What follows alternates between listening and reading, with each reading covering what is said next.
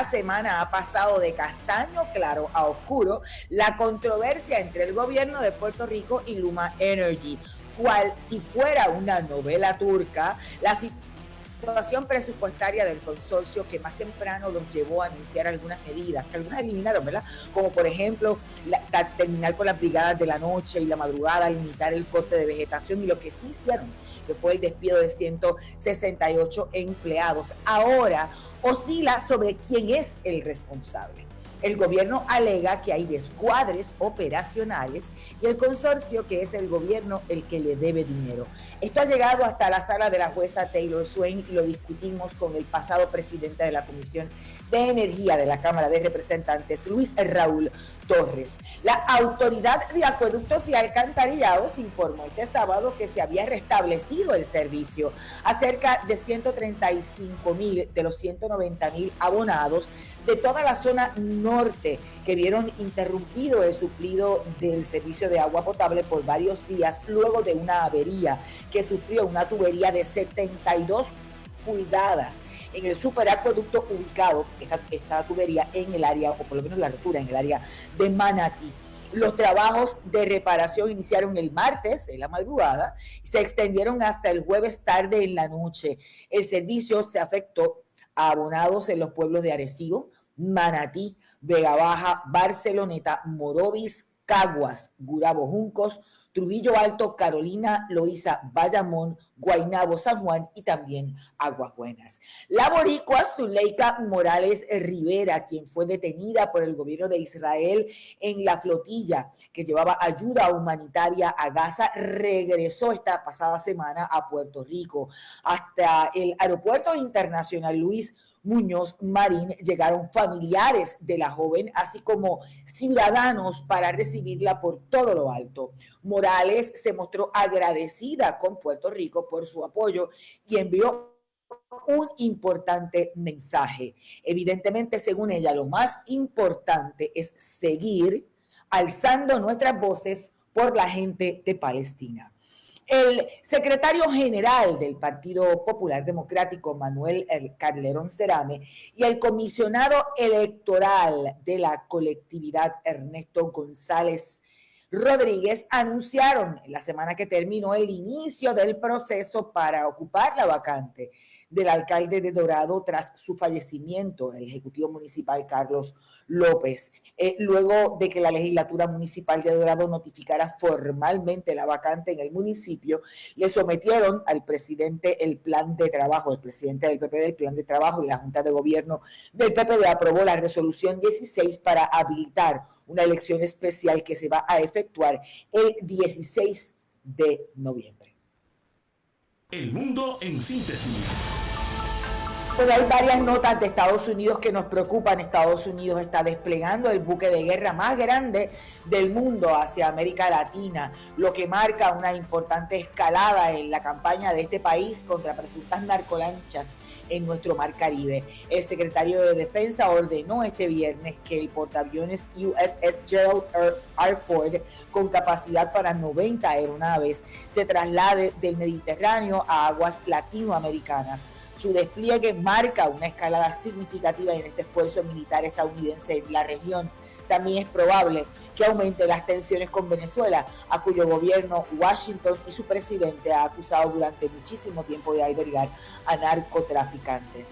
Y otra vez, Donald Trump este jueves dijo que estaba poniendo fin a las negociaciones comerciales con Canadá, amenazando una vez más con desestabilizar la crucial relación económica entre Estados Unidos y su segundo mayor socio comercial. Canadá respondió al día siguiente diciendo que no puede controlar las políticas internacionales comerciales de Estados Unidos, según su primer ministro. Reconocemos, y estoy citando, que esa política ha cambiado fundamentalmente con respecto a la de las décadas de los 80, 90 y el 2000, y que Estados Unidos aplica aranceles a todos sus socios comerciales en diferentes países. Cierro la cita de Carney a la prensa poco antes de abordar un avión con destino a Malasia. Perspectivas. Pero ahí nos quedamos en la arena local y como les decía en un principio, destaqué la información sobre la novela turca que hemos vivido durante toda esta semana, en las últimas semanas también, pero esta última semana ha sido como más turca que todas las veces anteriores. ¿De quién tiene la culpa? ¿Usted o yo? ¿Usted o yo? Túmbame la pajita, como decíamos cuando éramos más chiquitos, los que estamos en esta edad que pintamos canas. Y ayer, o antes de ayer, hubo una columna que publicó nuestro invitado, que se llama Rehén del Cartel Energético.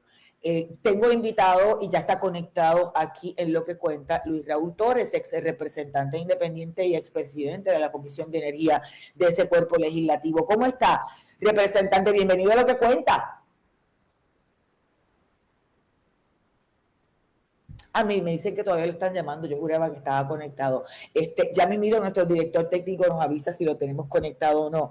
Luis Raúl un poco hablaba de esta situación que él la describe como Puerto Rico siendo rehén de lo que él le denomina el cartel energético. Me dicen que no está respondiendo, vamos a ver si podemos conectar con el representante Luis Raúl Torres. Un poco la información va de mal en peor en términos de cuánto hay en términos de presupuesto y problemas presupuestarios de la empresa o consorcio Luma Energy. Como decía en el resumen previo, comenzamos hace ya varias semanas viendo nuevamente, ¿verdad?, apagones, etcétera, pero además medidas anunciadas por la empresa y de alguna forma planteando que tenían problemas de liquidez. En este caso, al principio se habló de eliminar las brigadas y todo lo relacionado a las brigadas de emergencia de la noche y la madrugada. Decía que hace ya unas semanas Ángel Figueroa Jaramillo que esas brigadas no existen, pero igual se había anunciado la eliminación de esas brigadas por la situación económica. Cuando cayó mal, entonces cambiaron y un poco hablaron de vegetación y después hablaron incluso del despido de 168 trabajadores que se anunció a finales de la pasada semana. Esta semana ha ido en escalada el asunto de quién es el responsable de ese problema presupuestario, un poco con un informe que encomendaron hacer en el gobierno la autoridad, lo que le conocen como AFAF, de la empresa o la firma Ernst & Young. El director de las alianzas público-privadas planteaba que la responsabilidad de los descuadres operacionales que tiene Luma, y en el caso de Luma planteaba que es porque el gobierno no le transfiere dinero. Y un poco le pregunto a nuestro invitado que ya está conectado, a Luis Raúl Torres, a quien le doy la bienvenida. ¿Entiende entonces que somos rehén de lo que usted ha denominado un cartel energético? Buenas tardes, bienvenido al programa. Saludos, muy buenas tardes para ti, Damari, para todo el público que escucha tu programa. Estamos esclavizados ante un cartel energético, el nuevo cartel energético que se ha constituido en Puerto Rico por tres empresas que son superpoderosas, que son Luma Energy, que pertenece a las compañías Quanta de Texas y Arco de Canadá, y la compañía Genera PR, que pertenece a New Fortress, y New Fortress a su vez, que es la que tiene el control del gas natural en Puerto Rico. Estas tres empresas o consorcios a nivel de Estados Unidos son las que controlan aquí todo lo que es actualmente nuestro sistema energético.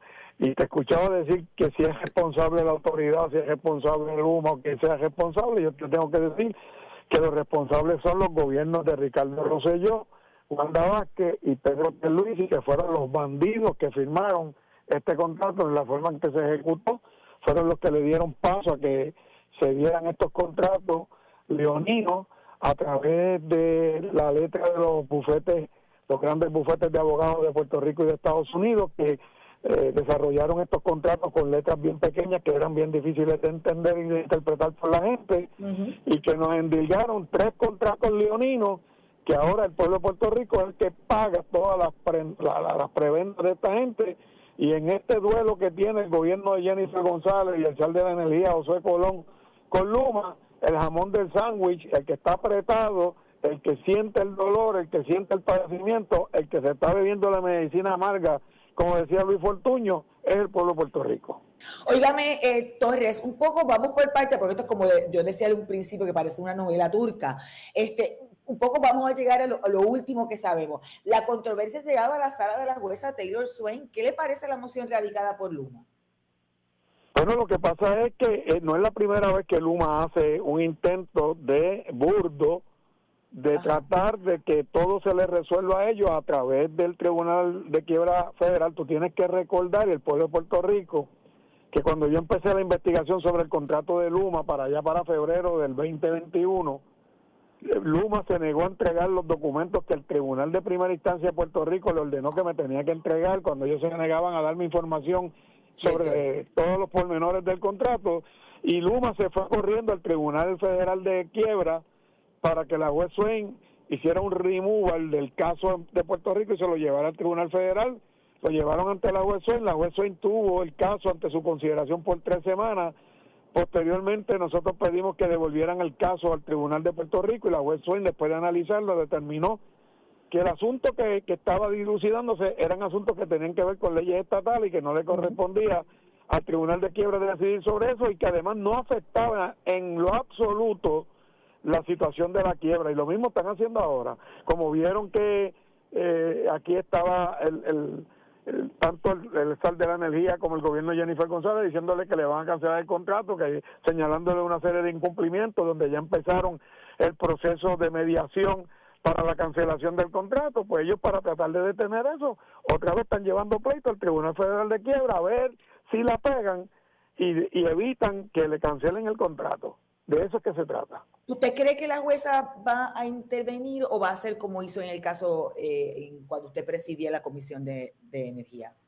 Mira, ahora mismo hay una serie de bonistas, de grupos de bonistas que están diciendo a la juez Swain que ellos no deben seguir la situación que está ocurriendo con Luma y con el despilfarro de fondos que hay, porque aquí estamos viendo cada vez nos están aumentando más la tarifa, y entre las cosas que no han aumentado, que por ahí hay algunos analistas atacando a los pobres empleados de la autoridad que ahora dicen que le pusieron 2 centavos ahí de aumento para pagarle las pensiones, lo cual es falso, porque siempre las pensiones se pagan de la tarifa y eso lo sabe todo el mundo. Pero lo hicieron para ponerlos de frente a ellos cuando realmente ahí hay unos cargos, que hay un cargo ahí que es uno de los más altos, que es para hacer una reserva que se está haciendo para pagarle a los bonistas cuando se decida la situación en el Tribunal de Quiebra, y hay otro cargo que pusieron ahí que es para aumentar los dineros que usa Luma y usa Genera PR y New Fortress para la operación del sistema eléctrico de nuestro país.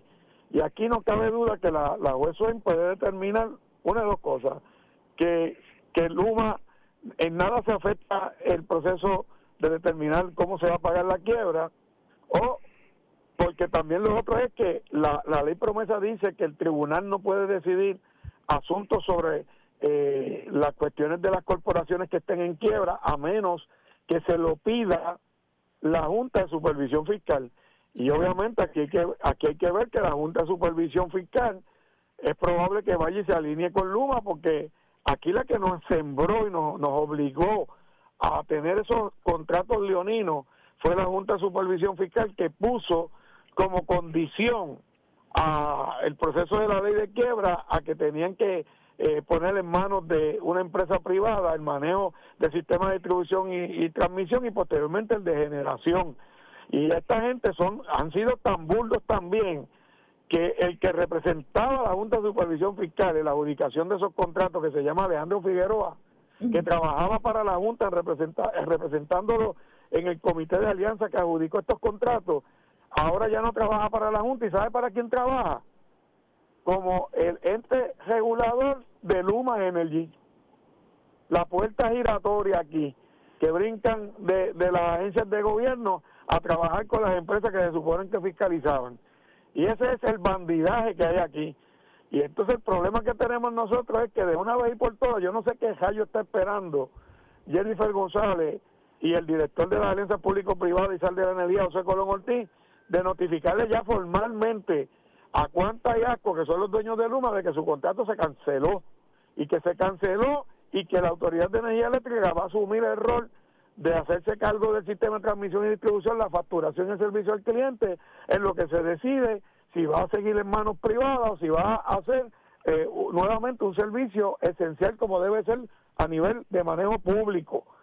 Y mientras ellos no hagan eso, vamos a estar rehenes de Luma con este chantaje de si le deben o no le deben dinero, de que no, y Luma no le dice al país que ellos han gastado millones de dólares en subcontratistas, porque se ha contratado una compañía para manejar el sistema de transmisión y distribución, para manejar la facturación, para manejar el servicio al cliente, para hacer el despeje de la vegetación. Sí, ellos lo que hacen es subcontratar. Y ellos lo que hacen es que subcontratan y pagan una millonada por esos subcontratos. Y entonces, ¿para qué rayos queremos a Luma? Un poco, Torres, el viernes 24, ayer, para los que nos están escuchando y viendo en directo, vencía un término que le dio el director de las APP para un requerimiento de información. ¿Tendremos esa información más clara cuando entreguen la información a la autoridad? ¿De qué se va el dinero? 48 horas. Bueno, si no le hacen como me hacían a mí, que después que perdieron todos los casos en el tribunal, tuvimos 6 meses peleando en los tribunales por la información, hasta el Tribunal Supremo de Puerto Rico le dijo que nos tenían que dar la información. Y cuando entonces, ¿tú sabes lo que nos hacían? Nos traían un montón de cajas, con un montón de carpetas, con un montón de páginas, y nos decían, en esas carpetas o en esa gran cantidad de documentos, ahí es que está la información que usted pidió. Claro. Entonces nosotros teníamos que empezar a buscar, ¿verdad? Poco a poco, hasta que sacáramos de ahí si encontrábamos la información que le habíamos pedido. Esa es la charlatanería de estos funcionarios. Un poco, también Sar de la Energía, Josué Colón, el director de la APP, planteaba, luego del informe que sometió Ernst & Young, que ha habido un descuadre operacional, que ellos han malutilizado o malgastado los fondos. Claro, dice Saga y dice Luma que están tergiversando los datos. ¿Por dónde usted va? ¿A quién usted le cree? Yo le tengo que creer al Sar de la Energía en esa aseveración y te explico. Cuando Luma comenzó, a Luma se le depositaron 900 millones de dólares. Se le depositaron, es más, yo creo que fueron más, porque si mal yo no recuerdo, nosotros aprobamos que se le depositaran 750 millones de dólares del Fondo General de Puerto Rico. Y digo nosotros, pues yo era legislador y voté, ¿verdad? Sí. En esa situación, que se le dieron 750 millones de dólares del Fondo General y se le dieron 250 millones que era de una reserva de la Autoridad de Energía Eléctrica, que por eso no hacían los trabajos de mantenimiento, porque los tenían reservados y escondidos. Y entonces se le dio todo ese dinero en 6 cuentas a Luma para ellos comenzar su operación, y se supone que de ahí Luma iba a ir cobrando los dineros de la operación para mejorar el sistema eléctrico y para pagar su personal y para todo lo que tenía que hacer. Pero además, toda la facturación, la venta de energía, el cobro y la facturación se le dio a cargo a Luma, que se supone que Luma siguiera vendiendo la energía, facturando la energía, cobrándola y trayendo dinero suficiente y nuevo a esas cuentas para que esa cuenta siempre tuviera flujo de dinero. Claro. ¿Y qué pasa? Que si Luma gasta 900 millones de dólares, pero solo deposita 500 millones de dólares en esa cuenta, ¿qué es lo que encuentran entonces? Descuadre. Que hay un déficit, que no hay el dinero suficiente. Y entonces después ellos dicen que es que la autoridad le debe dinero, pero la Autoridad de Energía Eléctrica ya no es la que cobra, ya no es la que busca el dinero, ya no es la que hace la facturación, ya no es la que vende la energía. Toda esa función está en manos de Luma, por eso yo le tengo que creer al Sar de la Energía. Él también habla de que en un momento dado, durante la pasada administración, Luma no se quejaba tanto porque le daban reembolso. Había una orden para sacar chavos de donde sea, y habla de una cuenta de reembolsos que no se está haciendo ahora. ¿Usted cree que por ahí es que va la cosa? Y obviamente el anuncio, ¿verdad? Te voy a decir lo siguiente. Luma es el que además administra, establece las necesidades, marca los gastos y determina el presupuesto que se va a distribuir de los fondos de la Autoridad de Energía Eléctrica, y lo radica ante el negociar de energía y dice tantos millones para Luma, tanto para Genera, tanto para New Fortress para el combustible y tanto para la Autoridad de Energía Eléctrica, ¿verdad? Ajá. Ellos son los que hacen ese desglose. Ellos saben lo que van a hacer los gastos, Por lo tanto, ellos saben el dinero que necesitan entrar a esas cuentas, que ellos son los que cobran y los que depositan. Entonces, ¿qué pasa, Damari? Que Luma tiene que coger ese dinero y decir si ellos depositaron la cantidad que depositaron. Okay. Y entonces, además de eso, tienen que, porque ellos recortan sacando 160, 166 empleados que despidieron del área de operaciones y no le han bajado el salario a ni un solo de los altos gerenciales de Luma. Ni siquiera dejaron de dar los aumentos que ellos le otorgan a los empleados todos los años por costo de inflación. Eso es parte del requerimiento de información de Josué Colón. Por ¿Qué hace eso, Josué Colón?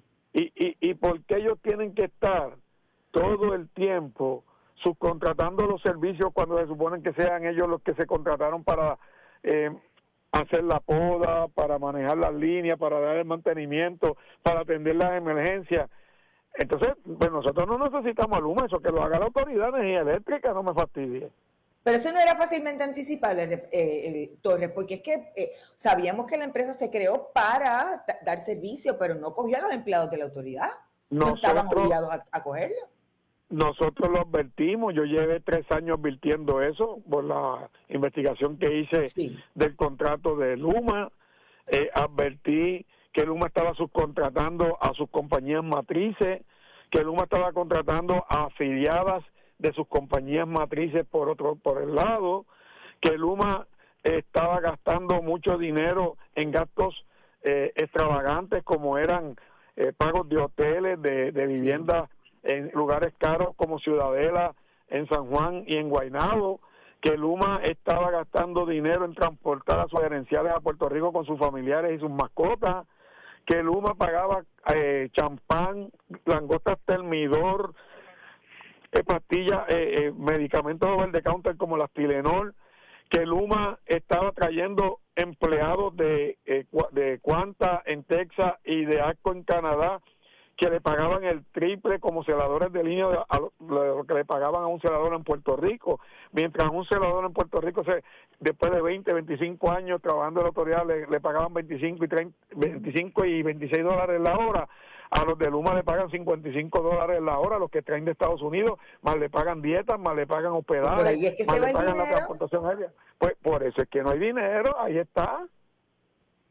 No se suponía que nos ahorráramos dinero con la privatización. Tú tienes que recordar que Pedro Pierluisi hizo una conferencia de prensa con el presidente de Quanta, que vino a Puerto Rico, y con Wes Stacey, que era el presidente de Luma y era vicepresidente de ATCO, la otra compañía dueña de Luma, la de Canadá, y ellos tres le dijeron al país que por el contrato en los próximos 3 años no iban a haber aumentos en el costo de la tarifa, y que además iban a ahorrarle a Puerto Rico en esos 3 años 300 millones de dólares. Mira a ver si alguna de esas dos cosas se dio.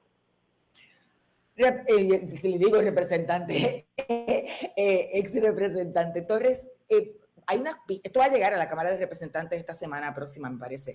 Han citado a la empresa y va a haber una investigación legislativa. ¿Qué expectativas hay y qué debería ocurrir? Bueno, yo quisiera que si esa vista que va a hacer el representante Víctor Pared, que antes apoyaba a Luma y todos estos contratos como estaban hechos públicamente y votaba en contra de todo lo que nosotros radicábamos para corregir eso, él le votaba en contra, pues entonces nosotros él le votaba en contra a las investigaciones, le votaba en contra a todo, a la investigación. ¿Y la delegación del PNP también? A los informes, también le votaba en contra a los cambios que le queríamos hacer a la ley de alianza público-privada, a la ley al contrato de Luma, siempre le votó en contra. Ahora que está rectificando y dice que ese contrato hay que cancelarlo, me gustaría que antes de él hacer una vista pública le pida los mismos documentos que José Colón le pidió a ellos, se los decía, porque a la Cámara no se los pueden negar. Y entonces que lo revise primero para que cuando vaya a hacerle preguntas a ellos tenga evidencias de cómo realmente es que ellos van a demostrar si es verdad que el gobierno le debe o no le debe. Pero si lo sienta allí y no ha revisado los documentos y no ha visto lo que está pasando, pues va a perder el tiempo. O sea, lo que está diciendo es que se documente, ¿verdad? Perdóname.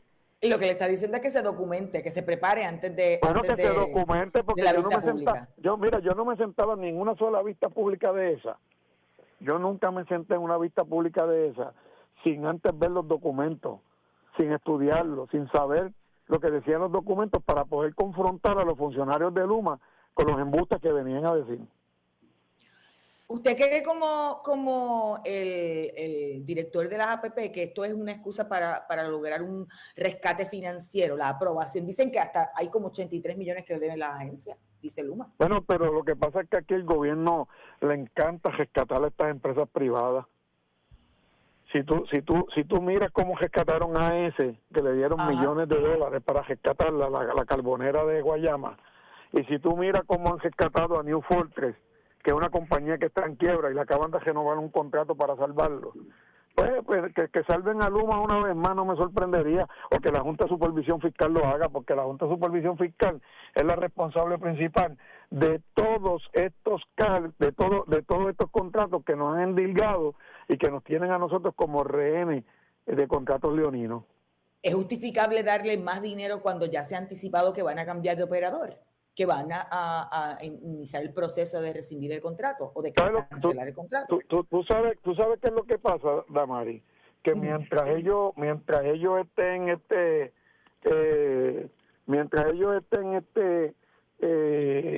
operando el sistema de transmisión y distribución y no le cancelan el contrato, pues hay que darle el dinero para ver si hacen algo. Gracias, representante. Otra vez, le he dicho 3 veces, representante. Gracias, Luis Raúl Torres. Gracias por acompañarnos. Muchas gracias. Un abrazo para ti, para el pueblo de Puerto Rico. Bendiciones. Muy buen fin de semana. Escuchaban al ex representante y expresidente de la Comisión de Energía de ese cuerpo legislativo, Luis Raúl Torres. Esta semana muy pendiente, los ojos van a estar en la Comisión de Gobierno de la Cámara de Representantes, donde se dará esta vista pública y están citadas todas las partes sobre la controversia, en este caso del asunto de Luma y las situaciones con respecto a la crisis financiera o de liquidez que tiene el consorcio que opera nuestro sistema eléctrico. Recuerda que nos puedes encontrar en las redes sociales como Lo que Cuenta con Damaris Suárez. Nos puedes encontrar en Facebook. Estamos también en X, en Instagram, en Threads y en YouTube. En nuestro canal en YouTube puedes ver y escuchar las ediciones de Lo que Cuenta. Además, todos los lunes a las 7:30 de la mañana este espacio se retransmite desde Radio Casa Pueblo. Vamos a una pausa. Esto es Lo que Cuenta. Análisis, noticias y entrevistas. Conducido por la periodista Damaris Suárez. Lo que Cuenta regresa en breve. Somos la emisora en la que confía todo Puerto Rico. Seguimos la noticia sin importar su dirección. Donde hay una historia, ahí estamos nosotros. Ahí estamos nosotros. Radio Isla 1320. Somos el sentir de Puerto Rico. Pa'lante con Aela. Acceder a tu programación favorita ahora es más sencillo. Escucha el podcast de Pa'lante con Aela por radioisla.tv y Radio Isla Móvil. Radio Isla 1320. Somos el sentir de Puerto Rico. Radio Isla 1320, la cadena noticiosa más poderosa en todo el país. Nos conectamos contigo en cualquier parte, sin importar dónde vayas. Te llevamos la noticia primero. Radio Isla 1320, somos el sentir de Puerto Rico. Cuando se trata de contenido, aquí tenemos el paquete completo. Noticias, entrevistas, análisis, coberturas, datos verificados y, sobre todo, pasión por la noticia. Radio Isla 1320, informando al pueblo siempre. Somos el sentir de Puerto Rico. Aquí no repetimos entrevistas en la última hora del noticiero. Aquí damos hasta el último detalle en vivo. Las noticias que quieres, cuando las necesitas. Cuando las necesitas. Radio Isla 1320, el sentir de Puerto Rico. Radio Isla 1320. Encuéntranos en todas las plataformas sociales. Síguenos en Facebook. Obtén los detalles de las noticias al instante. Recibe las primeras imágenes y videos de la noticia en Instagram. Y compártenos tu opinión en Threads. Somos la conexión directa con la noticia. Radio Isla 1320, el sentir de Puerto Rico. Negocios 1320 con José Luis Renta, donde los empresarios y comerciantes dan la pelea por servir a nuestro país. Negocios 1320. Negocios 1320. Todos los sábados a las 7 de la mañana y a las 8 de la noche, da a conocer tu negocio por aquí, por Radio Isla 1320 y radioisla.tv. Moderado por José Luis Renta. Y lo trae Seguros Múltiples, Copaca, Vegaco, Cooperativa Naguabeña y Banco.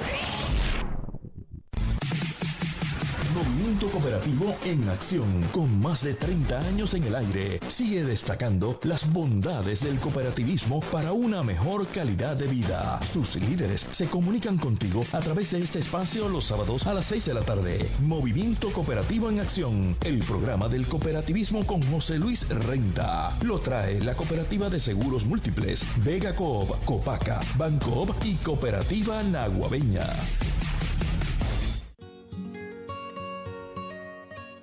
Cuando un familiar trasciende, quedan muchas dudas. Por eso, en Radio Isla 1320 te traemos Heredar en Paz, un espacio para atender cada situación relacionada con la herencia de un ser querido y promover la unión familiar. Heredar en Paz, todos los martes a las 6 de la tarde por Radio Isla 1320 y radioisla.tv. Somos el sentir de Puerto Rico. Radio Isla 1320 es el epicentro de la información.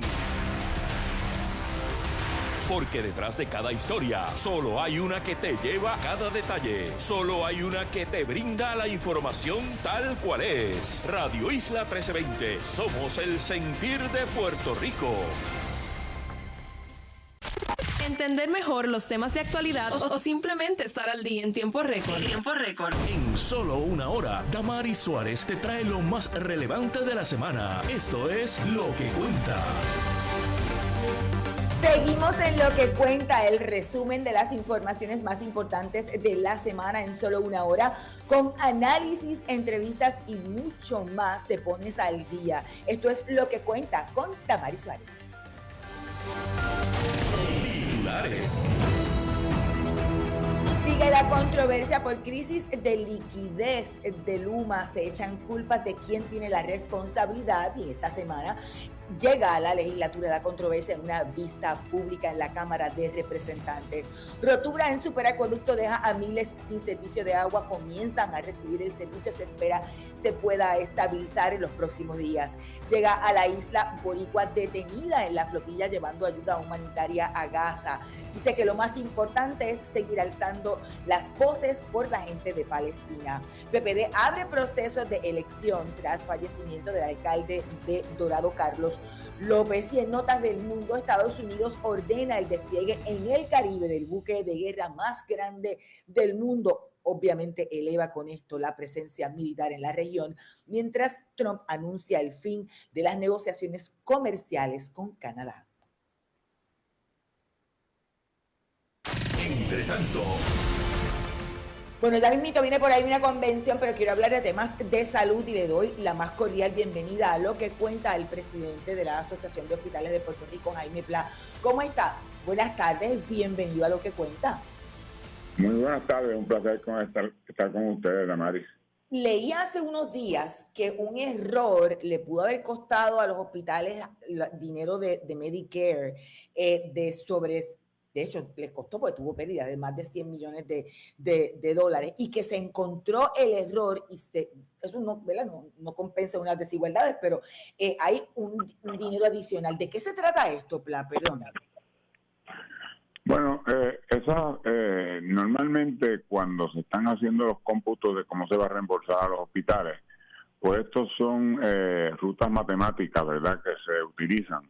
Sí. Y aparentemente en uno de esos números pues hubo un fallo de 1% específico y entonces en un estudio que se hizo se averiguó que había un fallo y se trajo a colación al Departamento de Salud de los Estados Unidos y a CMS, que es el brazo operacional de ellos, y tomaron nota de ese error y se arregló.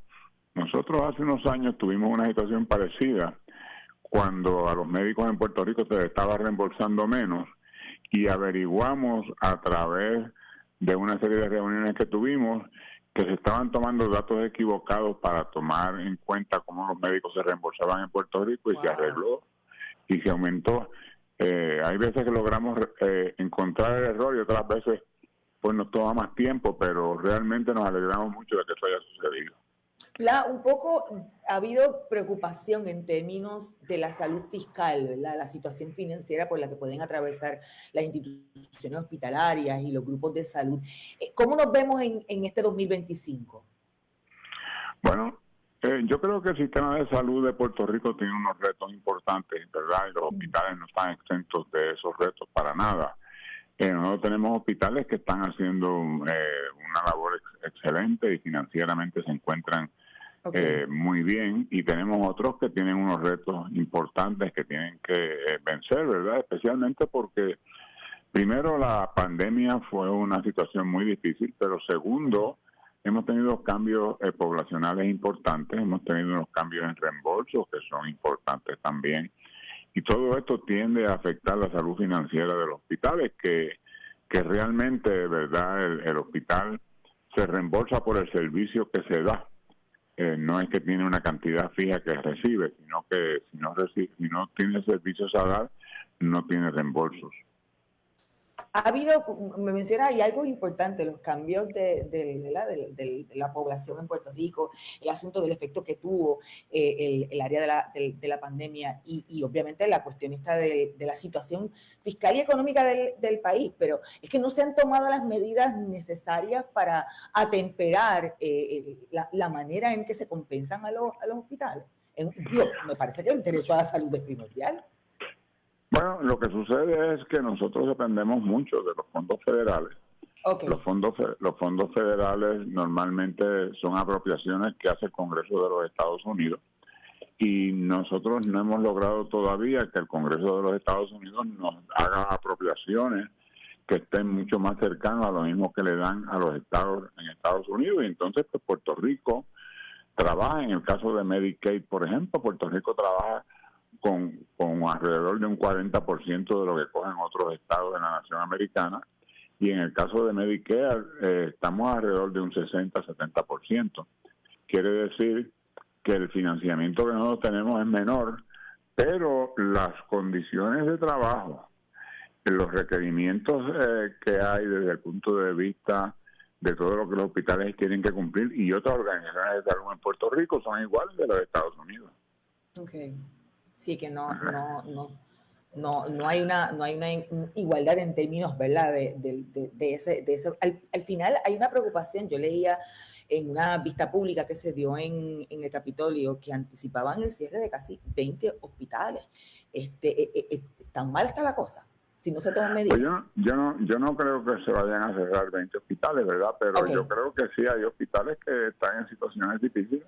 ¿Sabes? Que el único hospital que se ha cerrado en estos últimos años ha sido el Hospital del Maestro, que cerró hace apenas como un mes, y no sabemos si se va a poder reabrir o no, pero antes de eso, los hospitales que quebraron, que fueron los hospitales de IMA San Pablo, esos hospitales los compró alguien más y están operando todos ellos, ¿verdad? Pero no le puedo decir a usted que la salud financiera de todos los hospitales, al igual que de otras instituciones de salud, sean las mejores, pero hay unos que están haciendo muy bien.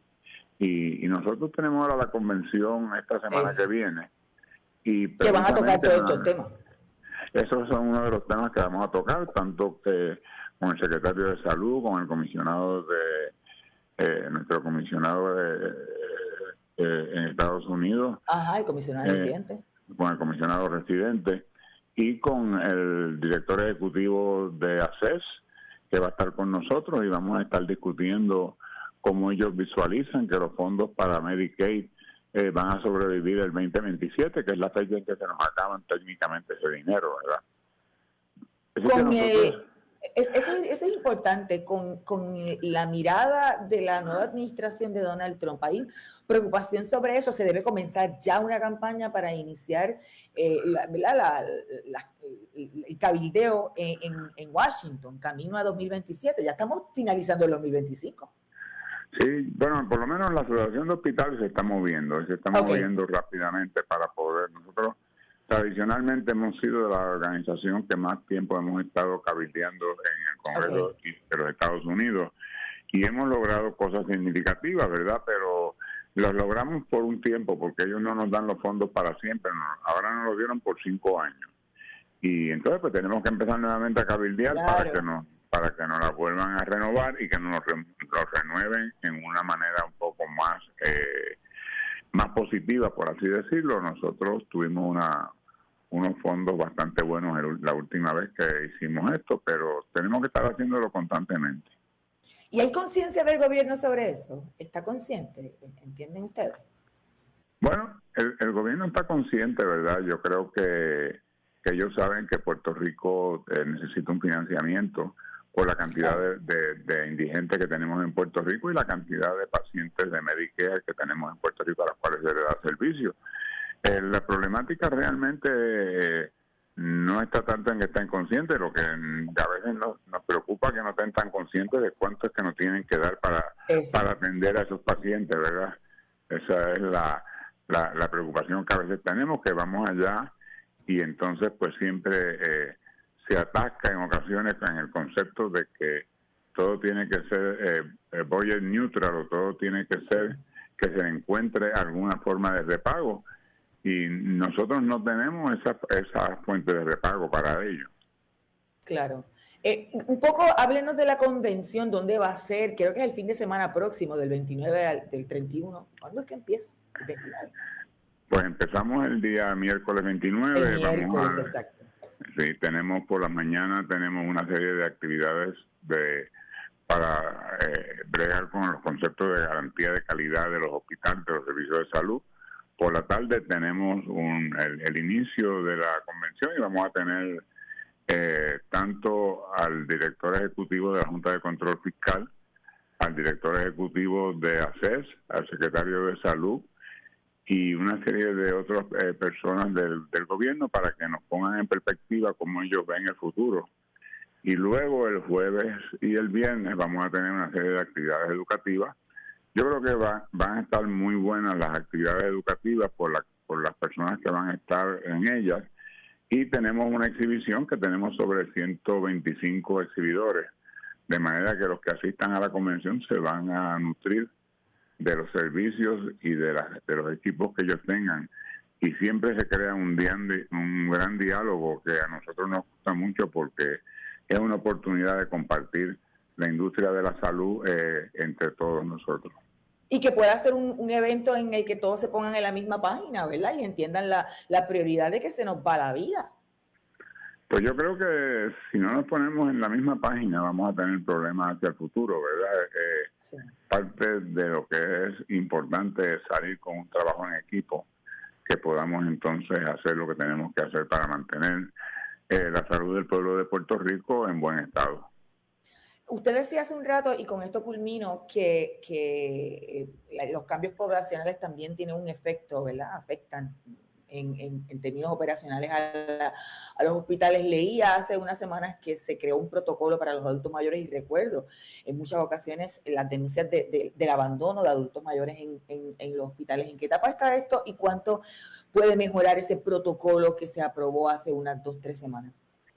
Bueno, el protocolo lo que significa es una manera de tratar de trabajar con eso, ¿verdad?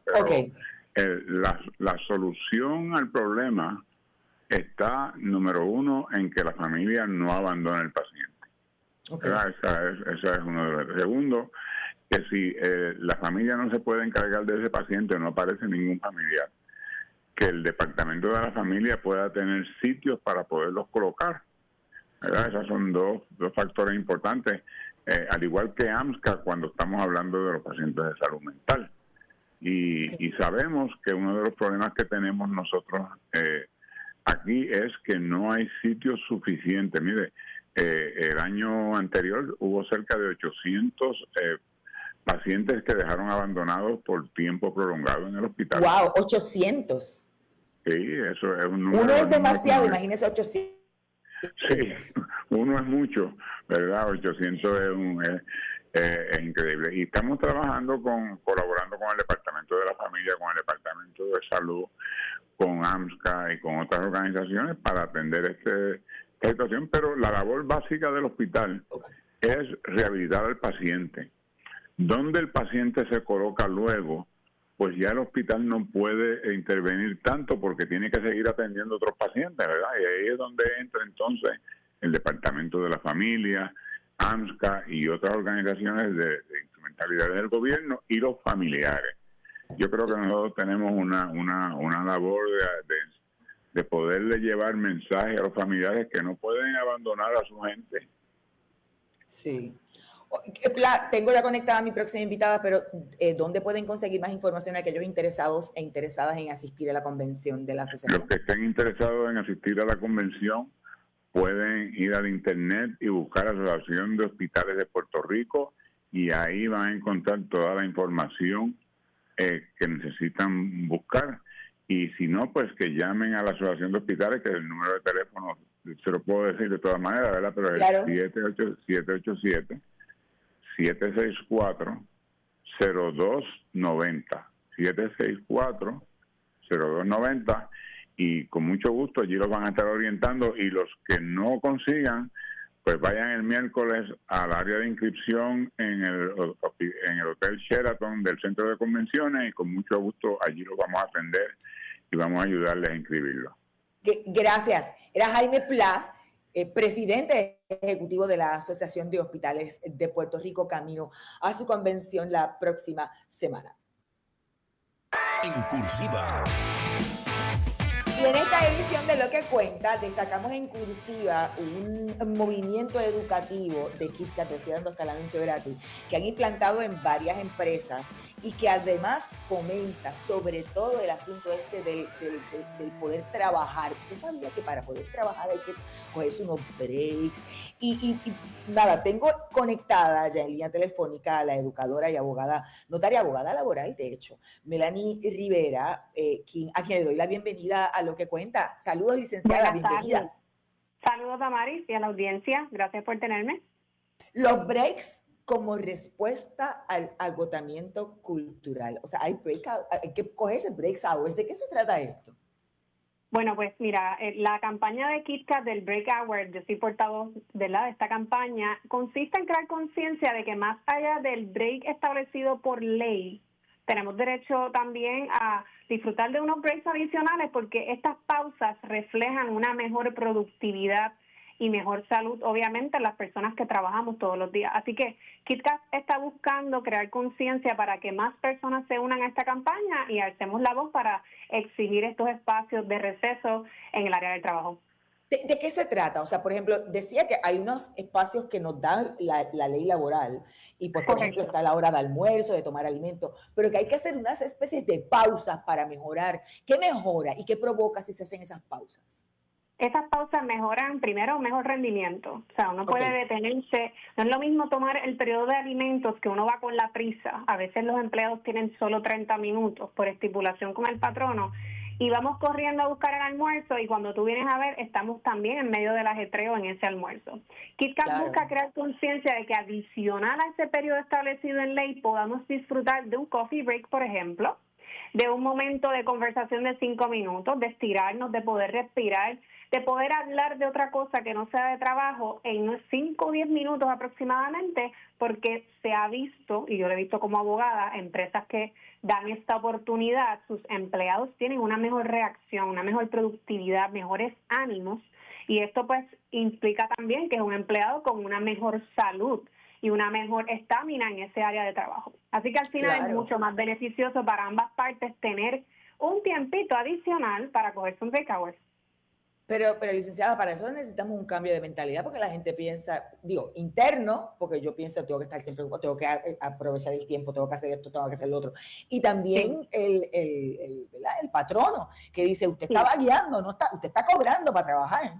Yo creo que es un ejercicio primero del patrono de la empresa de entender que más allá de que sí, ciertamente le estás pagando a una persona por realizar una labor, ¿verdad? O prestar un servicio, ese tiempo adicional que tú le puedas dar, esos 5 o 10 minutos, al final va a ser más beneficioso para la empresa, porque vas a tener un empleado con mejor ánimo, con más energía y más enfoque. Está comprobado que cuando los empleados tomamos un descanso, así sea de 5 minutos para respirar, para estirarnos, para desconectar esos minutos, yo regreso con más enfoque. Así que esto es una invitación también a esos espacios de trabajo, patronos, empresas que nos están escuchando, a que hagan un ejercicio de cómo les conviene permitirle a sus empleados y empleadas tener un tiempito adicional. Oye, no viene mal.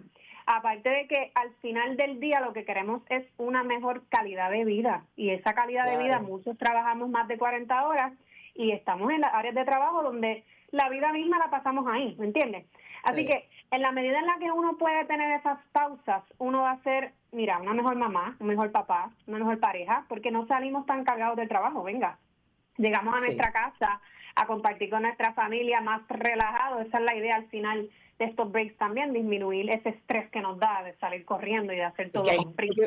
Hasta la hora de almuerzo la coge trabajando y o haciendo gestiones personales. Y no debería ser, uno no debe tomar un break por ley para el periodo de tomar alimentos haciendo tareas. Eso es ilegal. Yo tengo que soltar todas mis tareas para poder hacerlo. ¿Cuál ha sido la experiencia, por ejemplo, de empresas? Estaba leyendo en documentos que me enviaron, como Bmedia, estuvo Naguabo, Toyota, L'Oreal. ¿Cuál ha sido la experiencia? Aunque yo no he tenido la oportunidad de ir personalmente, sí, el equipo de KitKat ha tenido la oportunidad de visitar distintas empresas y la experiencia es muy positiva y educativa. O sea, nos estamos dando a la tarea de fomentar espacios con mejor energía, con mejor ánimo y educar sobre la importancia de extender un tiempo adicional. La respuesta ha sido muy buena y yo les invito a todos el que nos está escuchando a que se una a esta petición del KitKat Break Hour a través de la plataforma de change.org, donde usted, regalándonos una firma, va a ser parte de esta petición para hacer oficial esta campaña y que más personas se unan a este llamado para que podamos tener un tiempito adicional a que establecen ley para, miren, respirar y seguir con energía en el área del trabajo. Eso le iba a preguntar, ¿cómo se puede participar? O sea, la gente tiene que entrar a la página, o sea, cuando digo la gente, el patrono tiene que entrar a la página y suscribir su empresa, su firma, ¿o no? Puede ser empresa, puede ser individuo, así que usted simplemente lo que va a hacer es que cuando entre a change.org, usted va a buscar donde dice KitKat Break Hour y en esa plataforma usted va a firmar, usted se va a unir a ese movimiento. Mientras más personas estén en ese movimiento, pues definitivamente mejor resultado será porque KitKat podrá comprobar a través de esta campaña educativa que muchas personas, y yo me uní, deseamos que se reconozca este tiempito adicional para poder tener un bienestar colectivo, porque al final todos nos vamos a beneficiar, no solamente la empresa, no solamente el empleado, todos como sociedad vamos a ver una mejor calidad de vida. Y esa es la intención. ¿Entendí correctamente, por ejemplo, que lo que buscan es algún cambio en la legislación para promover este tipo de pausa durante el trabajo diario? Ciertamente, aunque no es un enfoque de política pública, no estamos buscando enmendar la ley 379, la de jornada laboral, porque fíjate que la ley ya permite 1 hora. Lo que pasa es que cada empleado con el patrono puede disminuir ese periodo a 30 minutos. Y a mi juicio, entiendo que 1 hora es suficiente en una jornada de 8 horas. Lo que estamos tratando es que permitamos, y esto ya sería un beneficio que va a proveer el patrono, porque obviamente va a pagar esos 5, esos 10 minutos, que no seamos tan estrictos y seamos quizás un poco más flexibles en que de periodo en periodo usted le permita al empleado levantarse, estirarse, ir a buscarse un cafecito o un jugo o tomarse su agua y disminuyamos, ¿verdad?, en la medida de lo posible esa presión de que el empleado tiene que estar todo el tiempo trabajando y que su único periodo es el de tomar alimentos. Así que la campaña más bien, más allá de buscar enmendar legislación, está buscando que el patrono mismo se eduque y reconozca que no hace falta ley, lo que hace falta es voluntad para poder hacer que las cosas pasen. Sí, yo trabajo en el Centro de Periodismo Investigativo y nosotros tenemos esa flexibilidad. Yo reconozco que tiene toda la razón. Uno se toma un break, cierra la computadora, te estiras, haces un ejercicio, vas y buscas algo, hablas con un compañero, estás un break y después te sientas y fluye. Lo que no fluía en términos de escribir una historia o de buscar una información, de momento aparece. Como si hubieses tenido un blur en la mente y no te permitía ver. Sí. Igual cuando uno se queda remoto, porque la realidad es que muchas personas trabajan de manera remota y se quedan inmersos en el trabajo en la computadora, en un escritorio todo el día. Y está comprobado que detenerse y tomar un descanso tú vas a tener mejor enfoque y mejor productividad, tu mente va a estar más clara, vas a estar más relajado. Así que, aunque también estés trabajando de manera remota, desde tu casa o desde cualquier workspace, también la invitación es a que tomes tu descanso y tomes esos minutitos para poder recargar y continuar con más energía ese trabajo que se te ha delegado. Licenciada, ¿cuál es la meta de esta campaña? La meta principal de KitKat Break Hour es poder que más patronos en Puerto Rico y más empresas tengan esa flexibilidad de permitirle a sus empleados en sus entornos de trabajo poder disfrutar de un tiempito adicional a ese establecido por ley. Así que nuestra misión es seguir educando para seguir fomentando que más espacios puedan reconocer que este tiempo al final del día le beneficia a todas las partes. Y tratar, ¿verdad?, de mermar un poquito el corre y corre que muchos llevamos todos los días, claro, incluyendo los fines de semana. Ya tenemos que terminar la edición, pero nada, quiero que recuerde nuevamente dónde tienen que entrar para con su firma ahí, usted entrar va a a ser parte de la campaña. Una plataforma, esta plataforma se llama change.org, changedecambio.org. Usted va a buscar la parte donde dice el KitKat Break Hour y usted va simplemente a seguir los pasos que establece esa plataforma, donde va a firmar, que básicamente es poner su nombre completo, y de esta forma usted se va a unir a este llamado del KitKat Break Hour para hacerlo oficial y poder tener todos la ventaja, ¿verdad?, de disfrutar de un mejor bienestar colectivo en nuestros espacios de trabajo. Gracias, Rivera. Era Melanie Rivera, abogada laboral y parte de esta campaña del KitKat Break Hours, ya lo saben, en change.org. Gracias a nuestro director técnico, Alexander Vigil, te iba a decir Alex, que ha estado en el control técnico en Radio Isla, y a ti por la sintonía. Recuerda que nos puedes encontrar en todas las redes sociales como Lo que Cuenta con Damaris Suárez. Búscanos en Facebook, en X, en Instagram, en Threads y también en YouTube. En YouTube puedes ver y escuchar las ediciones de Lo que Cuenta. Además, todos los lunes sintoniza en Radio Casa Pueblo, que a las 7:30 de la mañana nos retransmite Radio Casa Pueblo. Hasta aquí Lo que Cuenta.